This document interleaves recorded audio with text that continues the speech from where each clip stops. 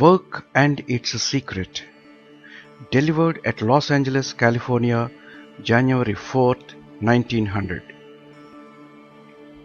One of the greatest lessons I have learned in my life is to pay as much attention to the means of work as to its end. He was a great man from whom I learned it, and his own life was a practical demonstration of this great principle. I have always been learning great lessons from that one principle, and it appears to me that all the secret of success is there, to pay as much attention to the means as to the end. Our great defect in life is that we are so much drawn to the ideal. The goal is so much more enchanting, so much more alluring, so much bigger in our mental horizon that we lose sight of the details altogether. But whenever failure comes, if we analyze it critically, in 99% of cases we shall find that it was because we did not pay attention to the means. Proper attention to the finishing, strengthening of the means is what we need. With the means all right, the end must come. We forget that it is the cause that produces the effect. The effect cannot come by itself, and unless the causes are exact, proper and powerful, the effect will not be produced. Once the ideal is chosen and the means determined, we may almost let go the ideal because we are sure it will be there when the means are perfected. When the cause is there, there is no more difficulty about the effect. The effect is bound to come. If we take care of the cause, the effect will take care of itself. The realization of the ideal is the effect. The means are the cause. Attention to the means, therefore, is the great secret of life. We also read this in the Gita and learn that we have to constantly work with all our power. To put our whole mind in the work, whatever it be that we are doing. At the same time, we must not be attached. That is to say, we must not be drawn away from the work by anything else. Still, we must be able to quit the work whenever we like. If we examine our own lives, we find that the greatest cause of sorrow is this. We take up something and put our whole energy on it. Perhaps it is a failure and yet we cannot give it up. We know that it is hurting us, that any further clinging to it is simply bringing misery on us. Still, we cannot tear ourselves away from it.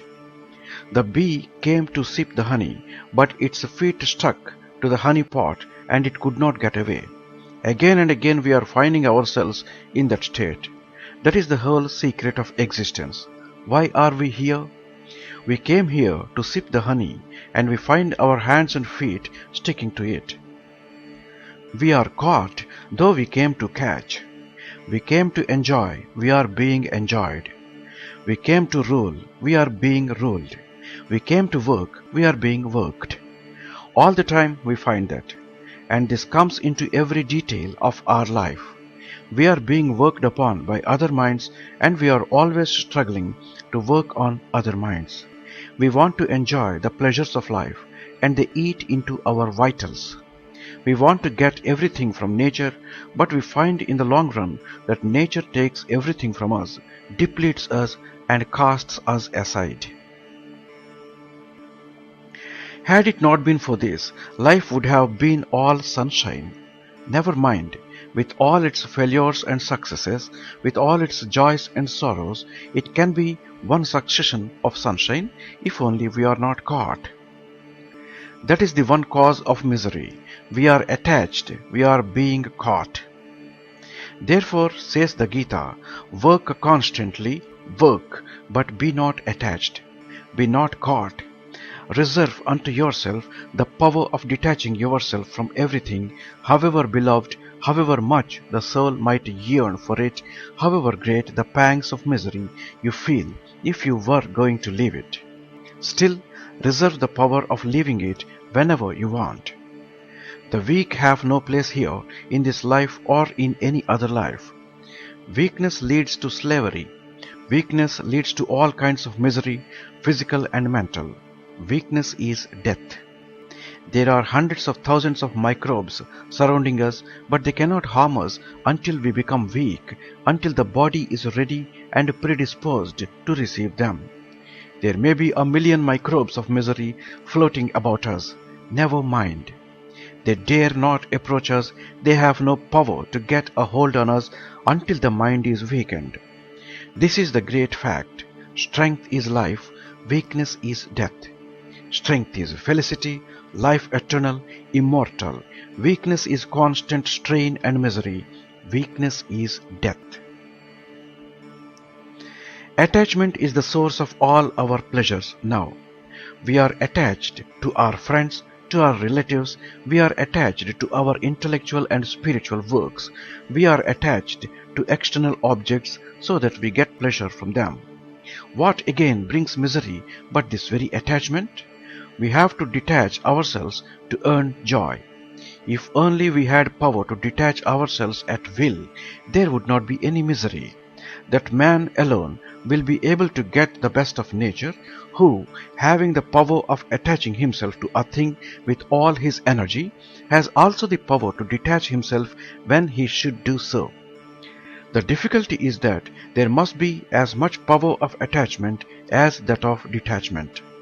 There are men who are never attracted by anything. They can never love. They are hard-hearted and apathetic. They escape most of the miseries of life. But the wall never feels misery. The wall never loves. It never hurts. But it is the wall, after all. Surely it is better to be attached and caught than to be a wall. Therefore, the man who never loves, who is hard and stony, escaping most of the miseries of life, escapes also his joys. We do not want that. That is weakness, that is death. That soul has not been awakened, that never feels weakness, never feels misery. That is a careless state. We do not want that. At the same time, we not only want this mighty power of love, this mighty power of attachment, the power of throwing our whole soul upon a single object, losing ourselves and letting ourselves be annihilated, as it were, for other souls, which is the power of the gods, but we want to be higher even than the gods. The perfect man can put his whole soul upon that one point of love, yet he is unattached. How comes this? There is another secret to learn. The beggar is never happy. The beggar only gets a dole with pity and scorn behind it, at least with the thought behind that the beggar is a low object. He never really enjoys what he gets. We are all beggars. Whatever we do, we want a return. We are all traders. We are traders in life. We are traders in virtue. We are traders in religion. And alas, we are also traders in love. If you come to trade, if it is a question of give and take, if it is a question of buy and sell, abide by the laws of buying and selling. There is a bad time and there is a good time. There is a rise and a fall in prices. Always you expect the blow to come. It is like looking at the mirrors, your face is reflected. You make a grimace, there is one in the mirror. If you laugh, the mirror laughs. This is buying and selling, giving and taking. We get caught. How? Not by what we give, but by what we expect. We get misery in return for our love, not from the fact that we love, but from the fact that we want love in return. There is no misery where there is no want. Desire, want, is the father of all misery. Desires are bound by the laws of success and failure. Desires must bring misery. The great secret of true success, of true happiness, then, is this. The man who asks for no return, the perfectly unselfish man, is the most successful. It seems to be a paradox. Do we not know that every man who is unselfish in life gets cheated, gets hurt? Apparently, yes. Christ was unselfish and yet he was crucified. True, but we know that his unselfishness is the reason, the cause of a great victory, the crowning of millions upon millions of lives with the blessings of true success. Ask nothing, want nothing in return. Give what you have to give. It will come back to you, but do not think of that now. It will come back multiplied 1,000-fold. But the attention must not be on that. Yet have the power to give. Give, and there it ends. Learn that the whole of life is giving, that nature will force you to give. So, give willingly. Sooner or later, you will have to give up. You come into life to accumulate. With the clenched hands you want to take, but nature puts a hand on your throat and makes your hands open. Whether you will it or not, you have to give. The moment you say, I will not, the blow comes. You are hurt. None is there but will be compelled in the long run to give up everything. And the more one struggles against this law, the more miserable one feels. It is because we dare not give, because we are not resigned enough to accede to this grand demand of nature, that we are miserable.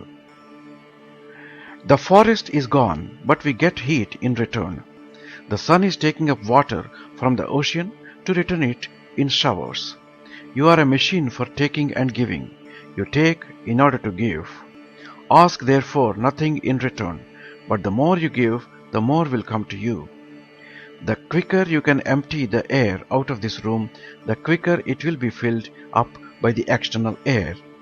And if you close all the doors and every aperture, that which is within will remain, but that which is outside will never come in, and that which is within will stagnate, degenerate, and become poisoned. A river is continually emptying itself into the ocean and is continually filling up again. Bar not the exit into the ocean. The moment you do that, death seizes you. Be, therefore, not a beggar. Be unattached. This is the most terrible task of life. You do not calculate the dangers on the path. Even by intellectually recognizing the difficulties, we really do not know them until we feel them.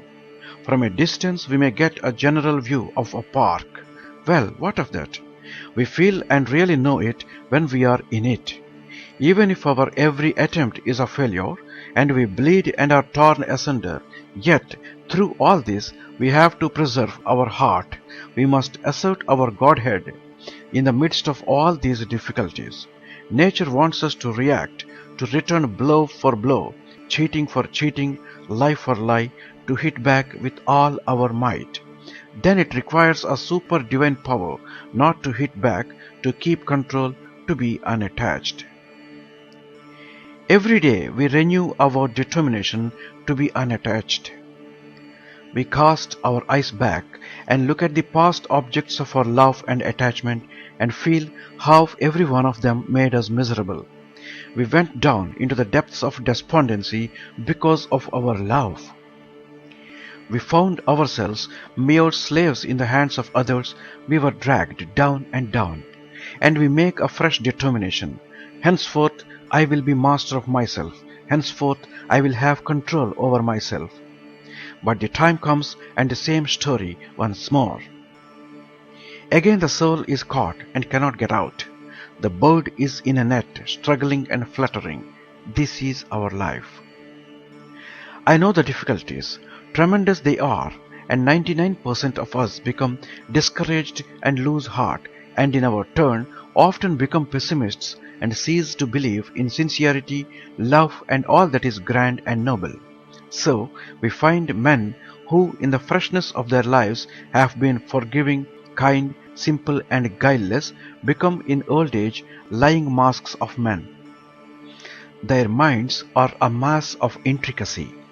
There may be a good deal of external policy, possibly. They are not hot-headed, they do not speak, but it would be better for them to do so. Their hearts are dead, and therefore they do not speak. They do not curse, nor become angry. But it would be better for them to be able to be angry, 1,000 times better to be able to curse. They cannot. There is death in the heart, for cold hands have seized upon it, and it can no more act even to utter a curse, even to use a harsh word. All this we have to avoid. Therefore I say, we require super divine power. Superhuman power is not strong enough. Super divine strength is the only way, the one way out. By it alone we can pass through all these intricacies, through these showers of miseries unscathed.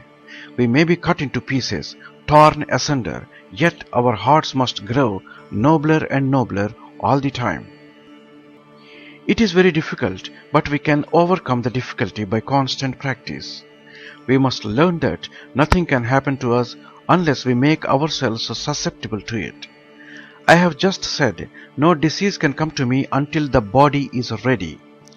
It does not depend alone on the germs, but upon a certain predisposition which is already in the body.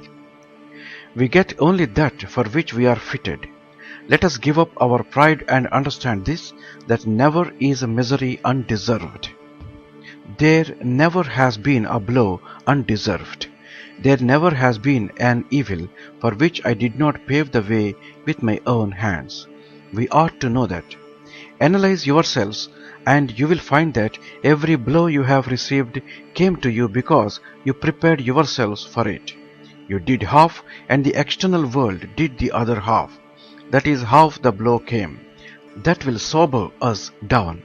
At the same time, from this very analysis will come a note of hope, and the note of hope is, I have no control of the external world, but that which is in me and nearer unto me, my own world, is in my control.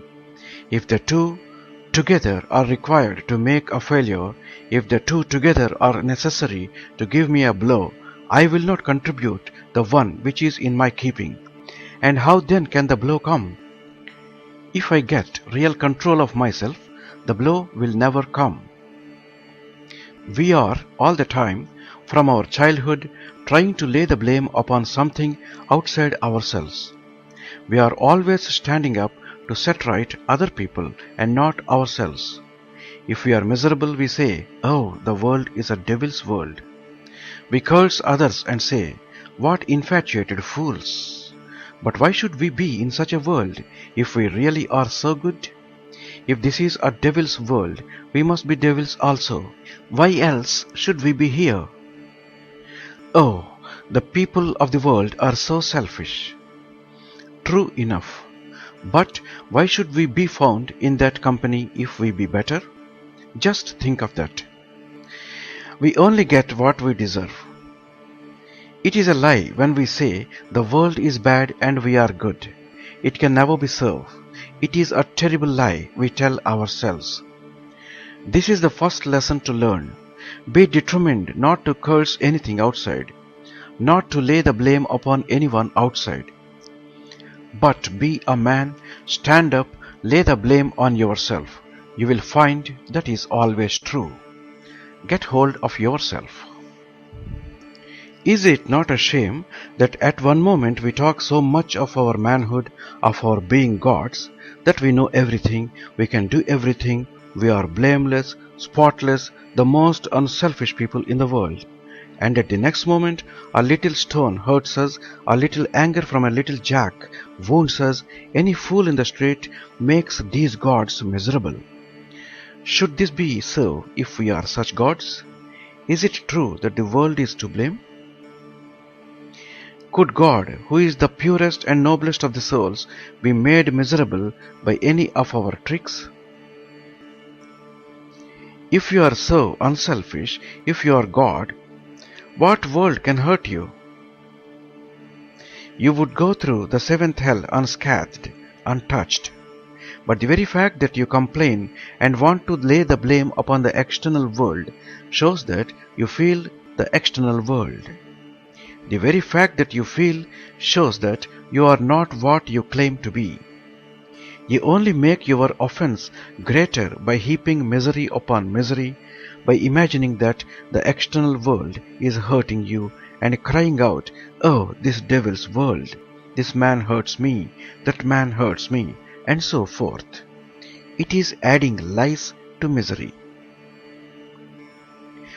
We are to take care of ourselves. That much we can do, and give up attending to others for a time. Let us perfect the means. The end will take care of itself. For the world can be good and pure only if our lives are good and pure. It is an effect, and we are the means. Therefore, let us purify ourselves. Let us make ourselves perfect.